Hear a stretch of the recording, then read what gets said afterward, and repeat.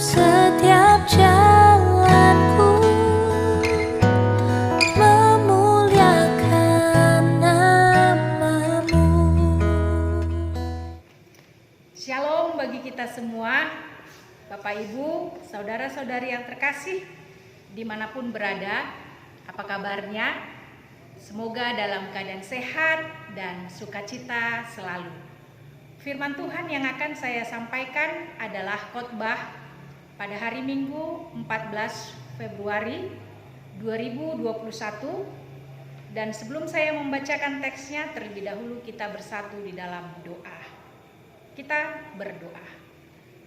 Damai sejahtera Allah yang melampaui segala akal, itulah kiranya yang menerangi hati dan pikiranmu untuk mendengarkan firman Tuhan dalam Kristus Yesus Juru Selamat dunia. Amin. Firman Tuhan pada hari Minggu 14 Februari 2021 tertulis dalam surat Rasul Paulus yang kedua ke Jemaat Korintus pasal yang keempat, dimulai dari ayat yang pertama sampai ayat yang ke-6. Di dalam nama Tuhan Yesus Kristus, demikianlah pembacaan firman Tuhan. Harta rohani dalam bejana tanah. Oleh kemurahan Allah, kami telah menerima pelayanan ini. Karena itu kami tidak tawar hati, tetapi kami menolak segala perbuatan tersembunyi yang memalukan. Kami tidak berlaku licik dan tidak memalsukan firman Allah. Sebaliknya kami menyatakan kebenaran, dan dengan demikian kami menyerahkan diri kami untuk dipertimbangkan oleh semua orang di hadapan Allah. Jika Injil yang kami beritakan masih tertutup juga, maka ia tertutup untuk mereka yang akan binasa, yaitu orang-orang yang tidak percaya, yang pikirannya telah dibutakan oleh ilah zaman ini, sehingga mereka tidak melihat cahaya Injil tentang kemuliaan Kristus yang adalah gambaran Allah. Sebab bukan diri kami yang kami beritakan, tetapi Yesus Kristus sebagai Tuhan, dan diri kami sebagai hamba-Mu karena kehendak Yesus. Sebab Allah yang telah berfirman, dari dalam gelap akan terbit terang. Ia juga yang membuat terangnya bercahaya di dalam hati kita, supaya kita beroleh terang dari pengetahuan tentang kemuliaan Allah yang nampak pada wajah Kristus. Demikianlah pembacaan firman Tuhan.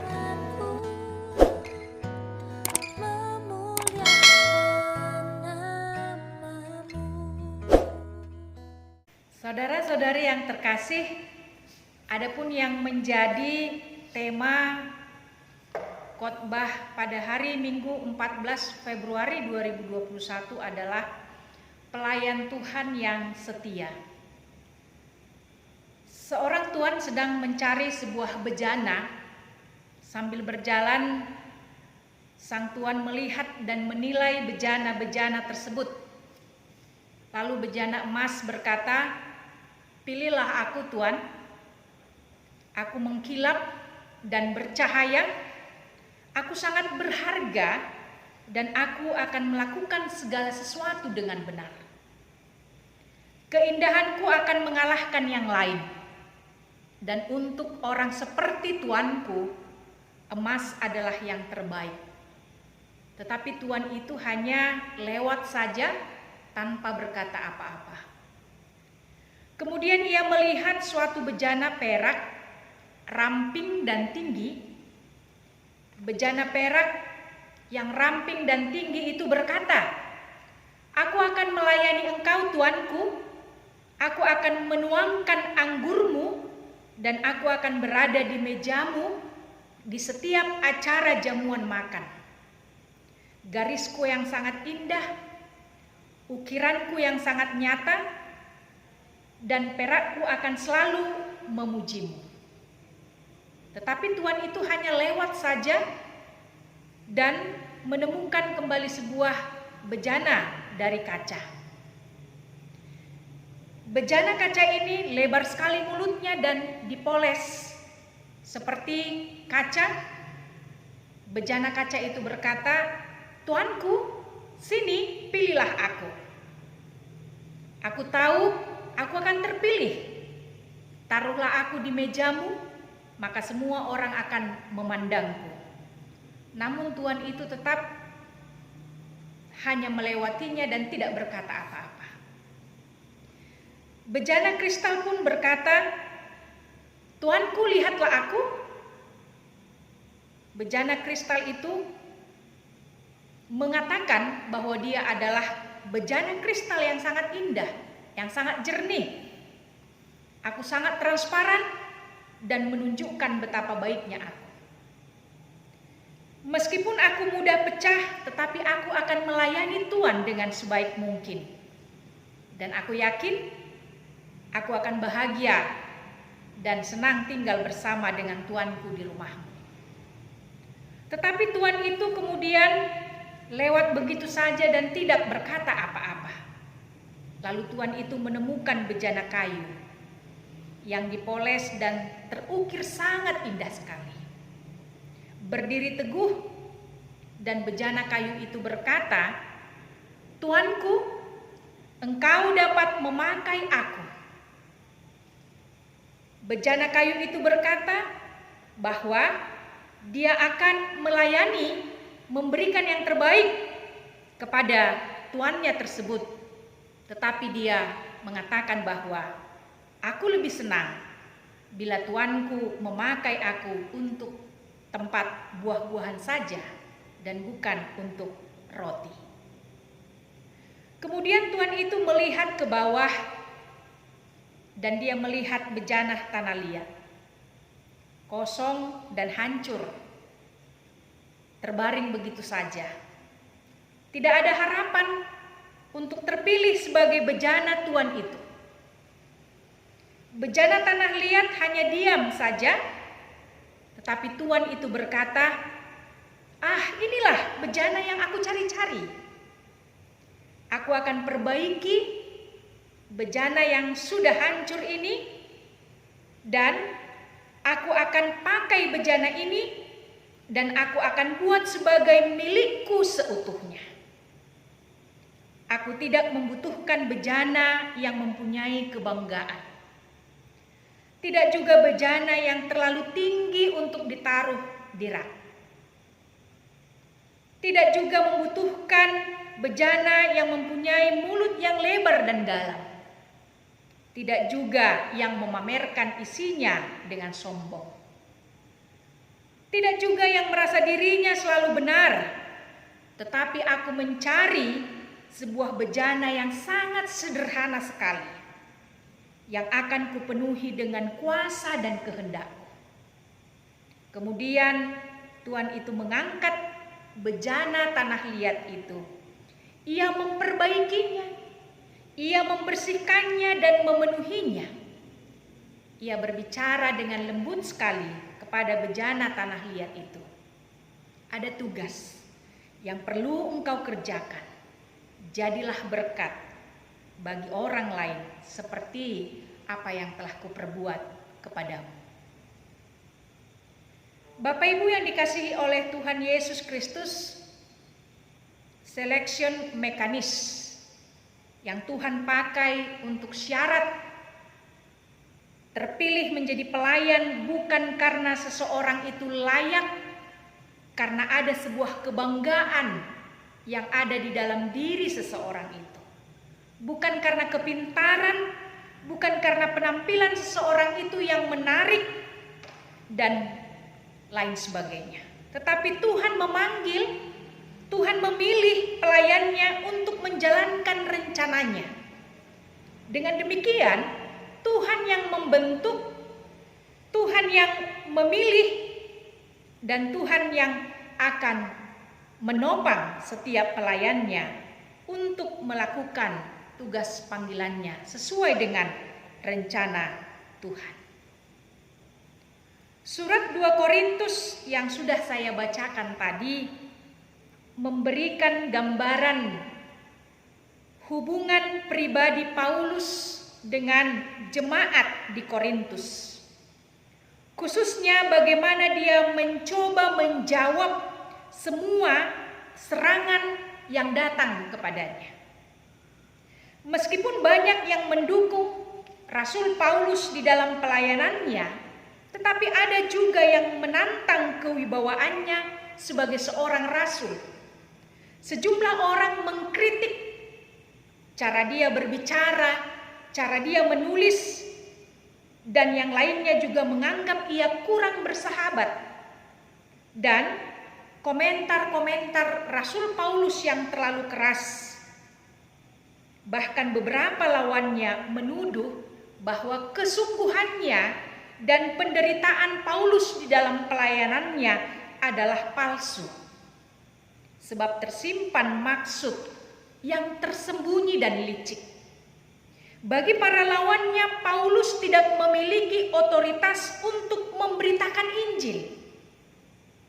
Juga menurut para lawannya, Rasul Paulus memberitakan Injil itu, dia melakukan itu untuk kepentingan dirinya sendiri. Paulus dituduh sebagai seorang rasul yang menjual Injil demi keuntungan pribadi. Maka dalam surat ini Paulus membela dirinya sebagai rasul Kristus yang sejati. Dengan tegas Paulus menyatakan di ayat 1 di dalam teks ini, kemurahan Allah lah, maka Paulus telah menerima pelayanan tersebut. Kemurahan Allah ini yang telah dialami oleh Rasul Paulus dalam peristiwa di Damsyik, di mana Yesus Kristus yang bangkit itu berkenan menyatakan dirinya kepada Rasul Paulus dan memanggil Paulus untuk memberitakan Injil kepada bangsa-bangsa non-Yahudi. Dalam pasal ini, Paulus menyatakan dengan jelas bahwa dirinya adalah seperti bejana tanah liat yang dipercayakan Allah harta yang besar, harta rohani, yaitu Injil Allah itu sendiri yang akan diberitakan oleh Rasul Paulus. Sejak zaman dulu, bejana tanah liat sudah dipakai di dalam rumah. Meskipun bejana itu banyak dan sering dipakai, namun sering bejana tanah liat itu dianggap sebagai benda yang tidak berharga dibandingkan dengan benda-benda yang lain. Karena apa? Karena bejana tanah liat itu dipakai sebagai tempat sisa-sisa makanan. Karena bejana itu dipakai sebagai tempat barang-barang dapur yang sudah kotor. Dan sering sekali bejana tanah liat itu ditaruh di dapur. Bejana tanah liat itu adalah lemah, mudah hancur, dan tidak bernilai, tetapi nilai kebenaran dan kuasa Injil yang diberitakan tidak tergantung kepada bejana yang lemah dan mudah hancur itu, tetapi terletak kepada Allah itu sendiri. Mengapa Paulus mengatakan bahwa dia seperti bejana tanah liat itu? Kenapa Paulus merasa bahwa dia seperti barang yang tidak berharga? Sebab Paulus di dalam kehidupannya sebelum bertobat adalah seorang penghujat, seorang penganiaya, dan seorang yang ganas. Tetapi Paulus mengatakan, tetapi aku telah dikasihi oleh Allah. Paulus menyadari jika bukan karena Tuhan mengasihi dia, maka dia bukanlah siapa-siapa. Maka dia akan terus hidup di dalam kegelapan. Dia hanya manusia yang jahat yang telah menghujat Allah, yang telah menganiaya orang-orang Kristen yang pada waktu itu. Namun Allah mengasihi Paulus sebagai bejana tanah liat. Inilah kemurahan Allah yang telah diterima Rasul Paulus. Tanpa kemurahan Allah, ia pun tidak akan mampu menyambut pelayanan itu, dan dia tidak akan mampu melaksanakan tugas pelayanan tersebut. Paulus hendak mengatakan bahwa sesungguhnya dia bukan hanya tidak layak, tetapi dia tidak mampu melakukannya.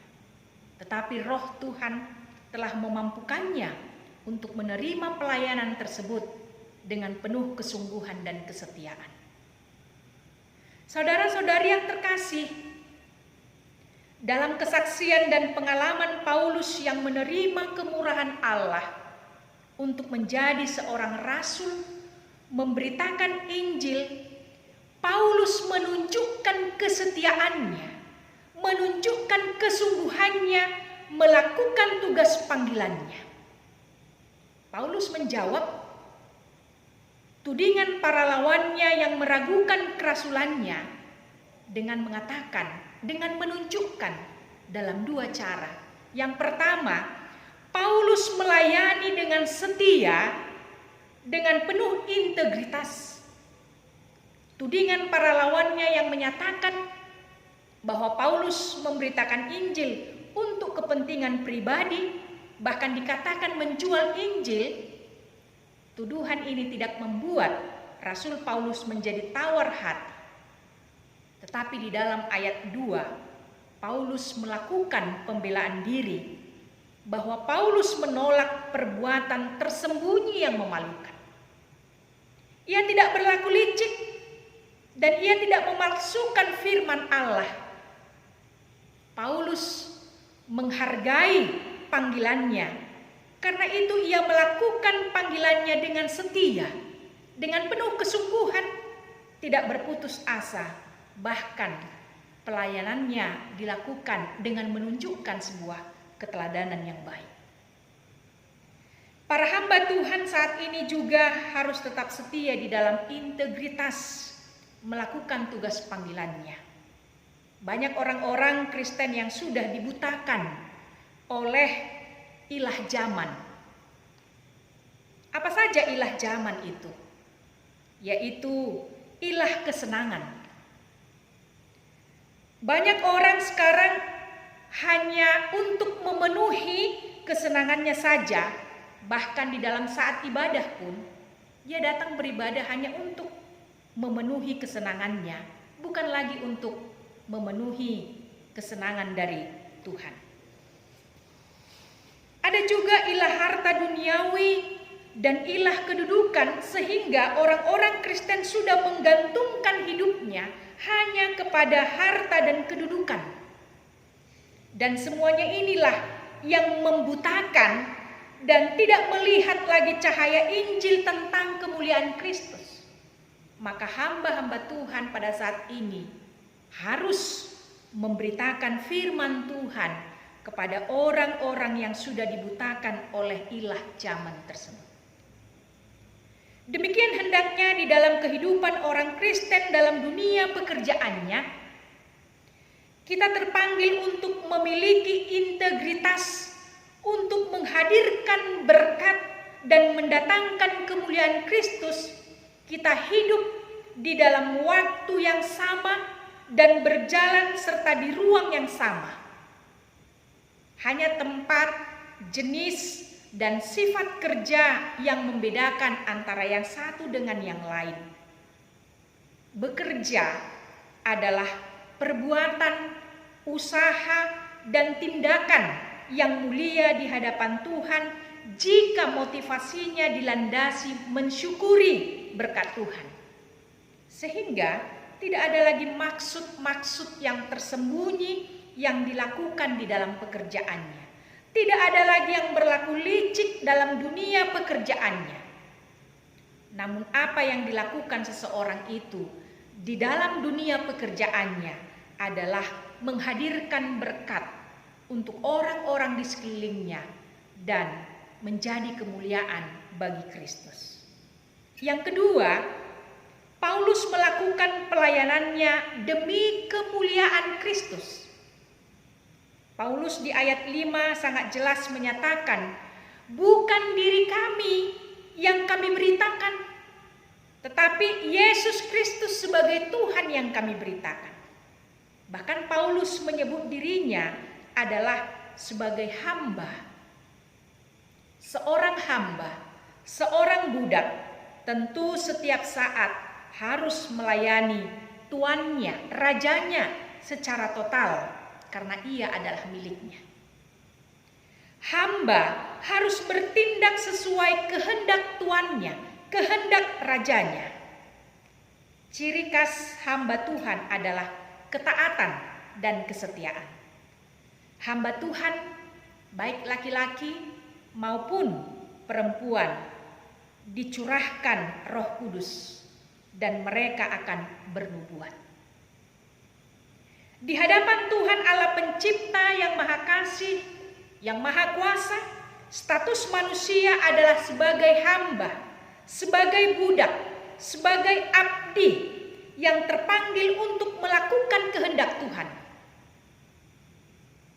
Dalam skop menyeluruh sebagai budak, maka hamba-hamba Tuhan atau budak atau abdi itu tidak terbatas hanya kepada para pelayan di gereja saja, melainkan seluruh warga jemaat yang terhimpun dalam imamat orang-orang yang percaya tentu terpanggil untuk melakukan pelayanan. Inilah prinsip pelayanan Paulus dalam kesetiaan dan kesungguhannya melayani, bukan mencari hormat dan bukan mencari kemuliaan bagi namanya sendiri, bukan mencari keuntungan dan kekayaan bagi dirinya sendiri seperti yang dikatakan oleh para lawannya, tetapi supaya Kristus yang dimuliakan, sehingga mereka yang masih di dalam kegelapan dapat melihat terang Kristus. Hamba yang setia tidak akan mengambil dan mencuri kemuliaan Kristus. Karena itu, jika saat ini kita masih diberi kesempatan untuk melayani di tengah-tengah gereja, marilah kita menjadi pelayan yang setia. Menjadi hamba yang setia, kita dipilih dan dipanggil karena Tuhan memiliki rencana yang indah atas hidup kita. Kita adalah bejananya yang lemah, yang mudah hancur dan tidak bernilai, yang tidak berguna, namun kita dipanggil, kita dipilih, kita dibentuk untuk melakukan kehendaknya di tengah-tengah dunia ini. Maka biarlah dunia pelayanan kita, dunia pekerjaan kita sambut sebagai kemurahan Allah di dalam Yesus Kristus, sehingga melalui pekerjaan, melalui pelayanan kita menghadirkan berkat bagi orang banyak dan Kristus yang dimuliakan. Marilah kita melayani dengan sungguh-sungguh di dalam dunia pekerjaan kita dan di dalam dunia pelayanan kita, menjadi seorang pelayan yang setia. Amin. Kita bersatu di dalam doa. Sungguh kami bersyukur atas kemurahan-Mu ya Allah. Kami adalah orang yang berdosa ini. Kami yang lemah dan bejana-Mu yang mudah hancur. Bahkan di saat kami hancur pun, Engkau datang memperbaiki, memulihkan dan membersihkan dan memenuhinya. Dan Engkau memakai kami untuk melakukan rencana dan kehendak-Mu yang indah itu. Biarlah Roh Kudus yang tetap menolong kami, agar tetap di dalam kesetiaan dan kesungguhan dalam melakukan tugas panggilan kami, dalam dunia pelayanan dan pekerjaan kami, sehingga kami menghadirkan berkat bagi banyak orang. Terpujilah Engkau ya Kristus, Sang Penebus kami. Amin. Setiap jam